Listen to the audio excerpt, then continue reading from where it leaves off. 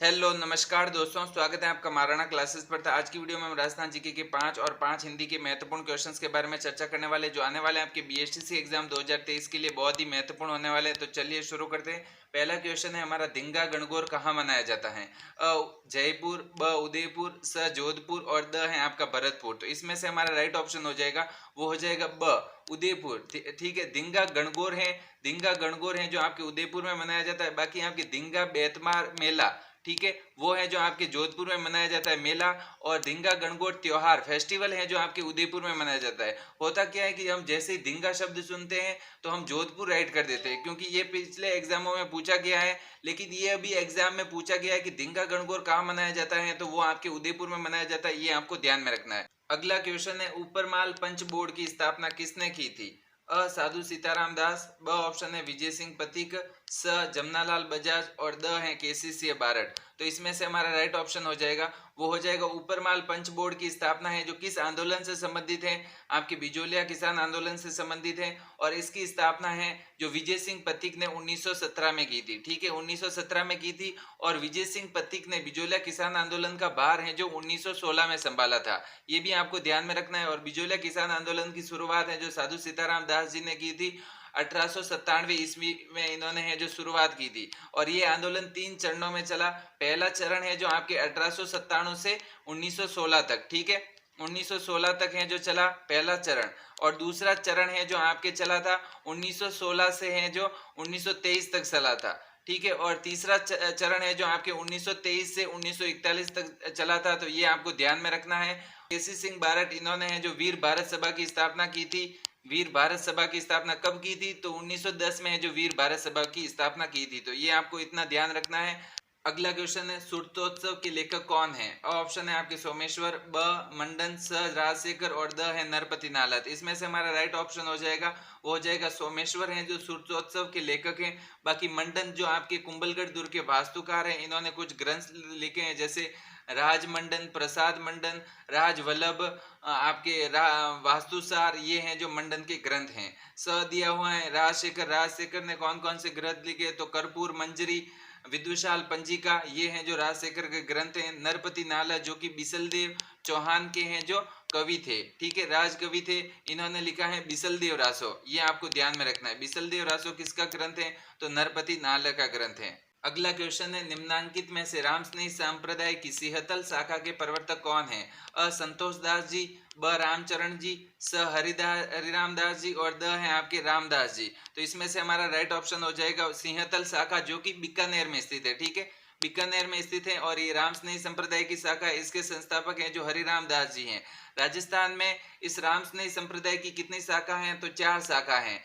कौन कौन सी है? एक तो है आपके शाहपुरा भीलवाड़ा, ठीक है, दूसरी है रेण नागौर, ठीक है, सिंहथल, बीकानेर, और चौथी है आपके खेड़प्पा जो कि है जो जोधपुर में स्थित हैं। तो ये आपको ध्यान में रखनी है। रामस्नेही संप्रदाय की कितनी शाखा है? तो 4 शाखा है। ठीक है, एक है आपके सिंहथल बीकानेर, दूसरी है शाहपुरा भीलवाड़ा, और तीसरी है रेण नागौर, और चौथी है आपकी खेड़प्पा जो कि जोधपुर में स्थित है। तो ये रामस्नेही संप्रदाय की प्रमुख शाखा है। अगला क्वेश्चन है, निम्न में से अग्नि का पर्याय नहीं है? अ है पावक, ब है कृषाणु, स है अनिल और द है शिखी। तो इसमें से हमारा राइट ऑप्शन हो जाएगा, वो हो जाएगा स ऑप्शन। ठीक है, अनिल है जो हवा का पर्यायवाची है। बाकी आपके अग्नि के पर्यायवाची तो आग, अनल, पावक, ज्वाला, वहिनी, कृषाणु, वैश्वानर, हुतासन, हुतभुग, जातवेद, शिखी, अरुण, धनंजय व दहन, ये अग्नि के पर्यायवाची हैं। तो ये आप ध्यान में रखिएगा। अगला क्वेश्चन है, अशुद्ध शब्द हैं। अ है अहल्या, ब है अंतर्ध्यान, स है आपके जिजीविषा और द है उपयुक्त। तो इसमें से हमारा राइट ऑप्शन हो जाएगा, वो हो जाएगा अशुद्ध शब्द कौन सा है, वो आपको पूछा है तो ब ऑप्शन हो जाएगा। अंतर्ध्यान नहीं होता है, इसका होता है आपके अंतर्धान, ये वाला शब्द है जो इसका राइट होता है। बाकी अहिल्या का ये सही शब्द है, इसका गलत ऐसे पूछ लेता है कि ये अहिल्या, तो ये है जो आपका गलत है, ये वाला सही है। और जीजी विशा ये आपके सही दिया हुआ है, इसकी मात्रा क्या करता है कि वो छोटी लगा देता है, दोनों जी जी की छोटी लगा देता है, लेकिन एक जी की बड़ी आती है दूसरे वाले की, ये आपको ध्यान में रखता है। और ये सही है जीजी विशा भी, और उपरोक्त भी आपका सही है। इसका क्या पूछता है आपको?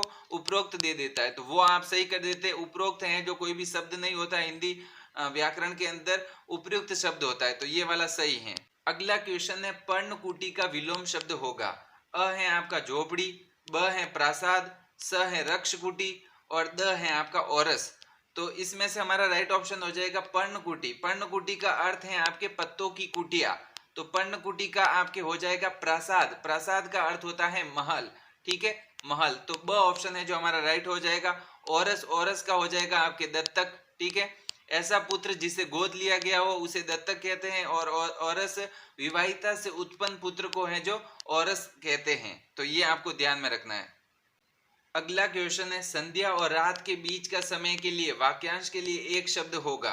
अ ऑप्शन है आपके बुभुक्षा, ब ऑप्शन है आपका भामिनी, स ऑप्शन है आपका निशित और द है आपके गोधूली। तो इसमें से हमारा राइट ऑप्शन हो जाएगा, वो हो जाएगा संध्या और रात्रि के बीच का समय है, उसे कहते हैं आपके गोधूली। गोधूली वेला है जो कहते हैं जब गाय घर की ओर जाती है तो धूल उड़ जाती है, तो इसी कारण है जो इसे गोधूली वेला कहते हैं।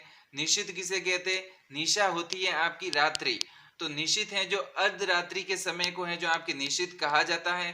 भामिनी, भामिनी का अर्थ है बहुत ज्यादा क्रोध करने वाली स्त्री को है जो भामिनी कहा जाता है, ठीक है, बहुत ज्यादा क्रोध करने वाली। और बुभुक्षा यानी भूख लगने की इच्छा, ठीक है, भूख लगने की इच्छा को है जो बुभुक्षा कहा जाता है।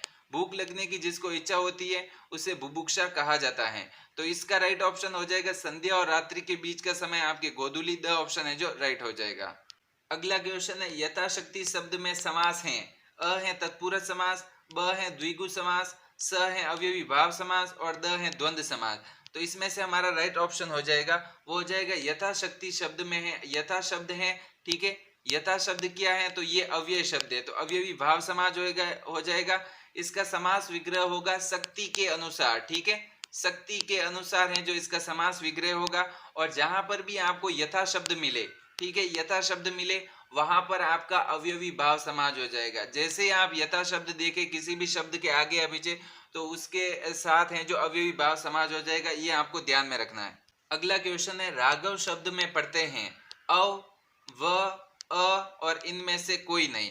तो इसमें से हमारा राइट ऑप्शन हो जाएगा राघव शब्द। राघव शब्द में अव पढ़ते नहीं है, पहली बात तो ये होगी, अव पढ़ते नहीं है, इसमें अ पढ़ते हैं। रघु धन अ, ठीक है, रघु धन अ जिसे राघव कहते हैं। रघु यानी राम, राम की संतानों को राघव कहते हैं।